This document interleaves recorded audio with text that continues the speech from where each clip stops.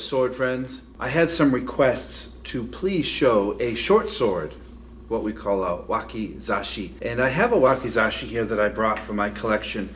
This is called the Wind and Thunder Wakizashi from Paul Chen, Hanwei. And I wanted to share this with you, and in a moment we'll look at the details of this sword. But I also wanted to talk a second about Paul Chen, because that name has been around the sword collectors for a long, long time. I remember first hearing about Paul Chen in the 1990s. We used to covet these swords back then because they were quite expensive, they were really good for cutting, and they were well known for their good quality. They were hard to find. Now these old styles of swords, such as the one I just showed, or like this one, which is called the Orchid Katana by Paul Chen, these are no longer manufactured. They're long out of date, and they're even harder to find, sought after by collectors, and of course they've gone way up in price. Paul Chen's Chinese name is Chen Chao Po, and that means morning wave. He was born in 1955 in Taiwan, and Chen began the company called Dalian Hanwei Metal in 1990. When you hear the name Hanwei or Hanwei Swords, it translates as splendor of the Chinese. They are very proud of their sword quality. This well-respected forge also makes several European swords. Every sword collector worth his salt owns a couple of Hanwei blades. Sadly, in March of 2011, an accidental fire destroyed the Dalian factory, and they didn't open again until 2014. So naturally, after this drastic fire, the sword prices went way up. Many of these old styles of swords stopped production, couldn't find them anymore, and now there's a whole new set of swords out there.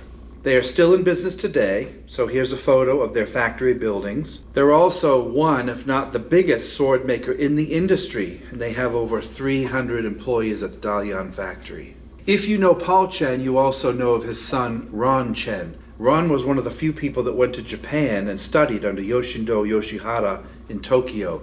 He learned all the secrets of making swords, and eventually he followed in his father's footsteps. He now has his own company, which he started in 2014, which works out of Taiwan. And his forge is called Sake Forge, and here's a picture of Ron. Now, if you're a sword nut like myself and you've been collecting a long time, you have heard of a distributor called CAS Iberia, or CAS Iberia. They're the official distributor of Hanwei swords, and they're in the United States here, and they're based in Sale Creek, Tennessee. Paul Chen blades are known for their sharpness and their quality, even though it's kind of a mid-level sword. This one here, the Orchid Katana, looks like an elvish blade, has a beautiful hara and hamon line. It is thin, sharp, and deadly. Swords like these are hard to come by. You might find one on eBay for at least $1,000. Some of these I've seen as high as $1,300, $1,400. Back in the day, when these were produced more, you could find these for around $700 or $800. This particular Wind and Thunder Wakizashi, as well as its older brother, the Katana, this one retails for $750, but you can't find them.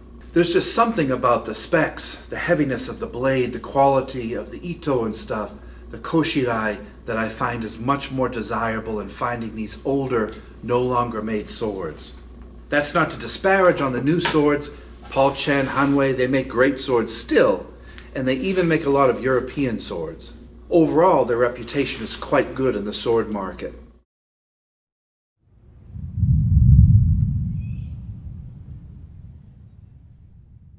So here we have a look at this side sword, this companion wakizashi side sword of the samurai.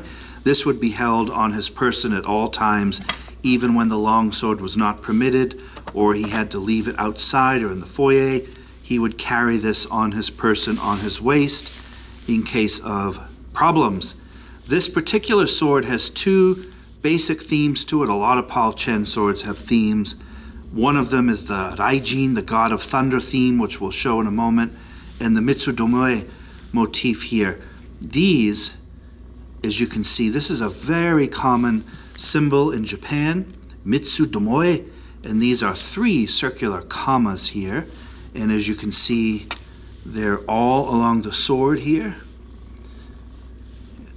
Beautiful, very interesting motif.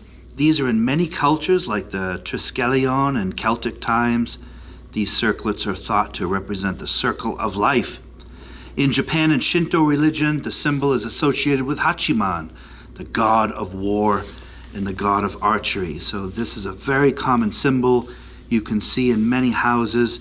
Tomoe or domoe is a single comma or droplet. Those of you in martial arts know tomoe nage, which is in our dojo, which is when you throw your opponent over you. And when you throw the opponent, it looks like they're forming a comma, which is one of these tomoes here. Very, very interesting and beautiful motif. Sharp in gold here. You can see it on the butt cap and here on the collar. I do not know what these manuki are. I can't kind of see them. They're deep inside the Ito wrap, but I'm guessing they're Raijin, thunder god motif somehow. Here's another Paul Chen called the Golden Orchid. As you can see, there's a golden orchid. This is a long katana golden orchid here on the tsuba guard. Very nice light blade, beautiful quality. Differential tempered, beautiful blue, kind of elven saya. And that motif travels all throughout. But going back to this sword, the sword of thunder. This particular tsuba guard has, as you can see, the god of wind and thunder, called Raijin, thunder god, literally, or Raiden-sama, Narukami, Kaminari-sama, Raiko. It's a god of lightning, thunder, and storms in Japanese mythology. He's typically depicted with really aggressive facial features, and he's standing atop a cloud here, beating on a denden daiko drum with tomoe symbols drawn on them. And you can find Raijin in temples and shrines in Japan, and he's usually depicted alongside Fujin, the god of wind. On this side of the guard, there are just a couple of lines here, which might represent wind, or perhaps lightning bolts. I know that that's really hard to see here because it's black on black, but there is the thunder god. A lot of Paul Chen tsuba guards, in my opinion, leave something to be desired. They're simple, cast iron, nothing really to write home about compared to some of the guards that you and I have looked at in the recent months. The overall length of this short sword is 26.5 inches. It has a blade length of 19 3/4 inches here. Handle length is about 6.5 inches, perfect enough for one hand grabbing. The weight of this blade is 1 pound 13 ounces. That's very, very beefy and hefty. This blade is very thick and it is designed to go through hard targets. The point of balance is about 3.5 inches out. It has a 1/2 inch sori, the curve from the kisaki all the way down to the tang. The guard itself is made of iron. The washers are probably made of brass or copper, as well as the habaki there, which is a simple gold. The blade itself is a T10 steel. As you can see, it's polished, highly polished up here on the spine, and then there's a duller polish here. I don't know if you can see the hamon here. I'll move it around. This is a sugu, which means straight hamon. It's not the typical really patterned one. It's just a straight, simple hamon. And the thickness of the blade is quite thick, 0.30 inches and 0.25 down by the tip. This is much heavier than many wakizashi that I own because it's designed to go through hard targets. This is actually a very, very good cutting sword. Very appropriate for the god of thunder and lightning. The samegawa underneath is authentic and real with quite large nodules. You don't see that very often. I find that these old swords have much better quality ray skin. The Ito is a black, high-quality cotton here, and these are immovable diamonds, fantastically tight-wrapped. Paul Chen is known for very, very, very high-quality wrapping. Isn't that a gorgeous side sword? This blade is frighteningly sharp. Good quality koiguchi there, and the saya is just black piano finish with a simple sageo silk cord here. Kurigata is made of the same wood. So what do you guys think of this god of thunder and lightning short sword? I think it's a beefy, powerful little blade. One that I would definitely go into battle with.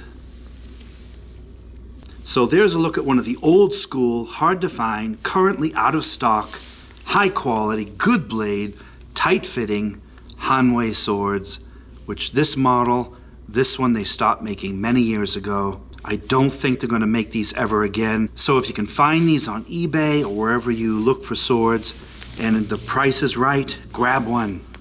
I hope you enjoyed looking at this and may it inspire you to begin your own collection of samurai swords. Thanks for watching, everybody. Take care and I'll see you soon. Bye-bye.